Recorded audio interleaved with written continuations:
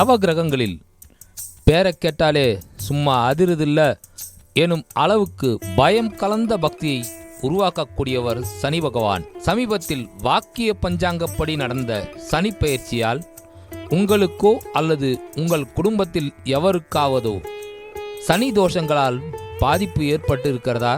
சனியினால் உங்களுக்கு எத்தகைய தோஷம் ஏற்பட்டிருந்தாலும் அதை போக்குபவர் யார் தெரியுமா? அனுமன் மட்டுமே. அது என்ன கதை என்று ஆச்சரியமாக இருக்கிறது அல்லவா?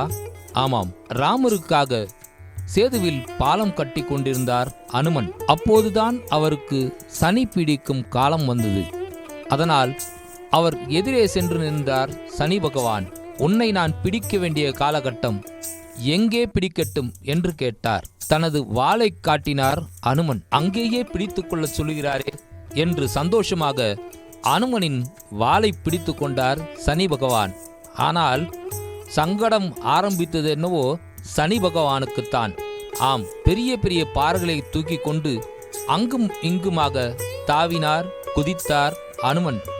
வாளை படித்து கொண்டிருந்த சனி பகவான் பாறைகளில் அடிபட்டார், உதைப்பட்டார், அவதிப்பட்டார், அலறினார். அனுமனே, வாள் வேண்டாம், வேறு எங்காவது பிடித்துக் கொள்ளுகிறேன் என்று